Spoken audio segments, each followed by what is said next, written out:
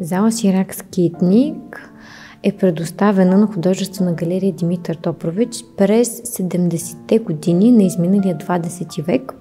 Първоначално тя се използва като изложбен център, т.е. тук се показват изложби с временен характер и едва през 90-те години тук е уредена първата от общо двете постоянни изложби. Изложбата, уредена тогава, се казва Съвременно българско изкуство и представя предимно живописни произведения, създадени от едни от най-значимите български художници, които фигурират със свои творби в колекцията на галерията. Тази експозиция преди няколко години беше обновена частично.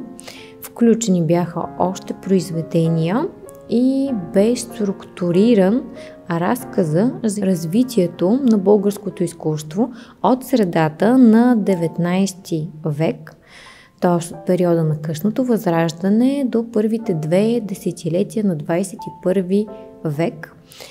Авторите, които днес могат да бъдат видени със свои произведения в пределите на зала Сирак Скитник, са сред най-значимите живописци, графици и скулптори, творили през посочения период от близо 2 столетия. Сред тях личат имената на автори като Владимир Димитров Майстора, Ненко Балкански, Златю Бояджиев, Давид Перец, Димитър Казаков, Нерон, Карл Йорданов, Кирил Станчев, Славка Денева, Светлин Русев, Георги Божилов Слона, Димитър Киров Дикиро, Емил Стойчев. Специално внимание екипът на галерията обръща и на авторите, родени в Сливен, които успяват да оставят значима диря в историята на българското изкуство и въобще на българската култура през посочения период.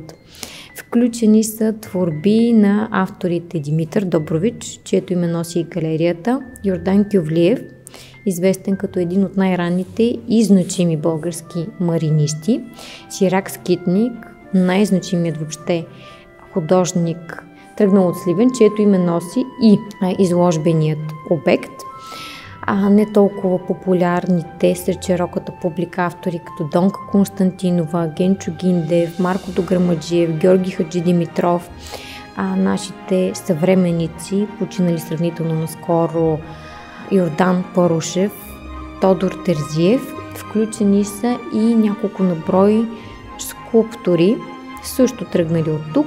Това са Кунчо Кунчов, Стефан Пейчев и Атанас Кавраков. Експозицията е подредена последния начин. На първият етаж от сградата тръгва хронологичният разказ за развитието на българското изкуство от средата на 19 век, стигайки до 40-те, 50-те години на 20 век, след което на вторият етаж той продължава, достигайки до края на първите 2 десетилетия.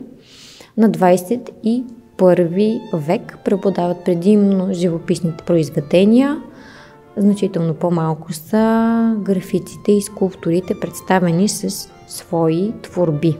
Втората постоянна изложба, която може да бъде разгледана тук в зала Сирак Скитник, е християнско изкуство.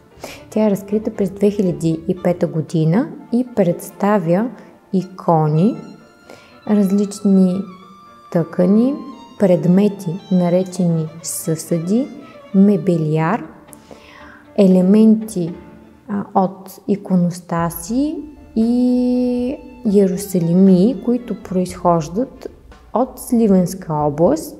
Представените произведения на изкуството са създадени предимно през 19 век.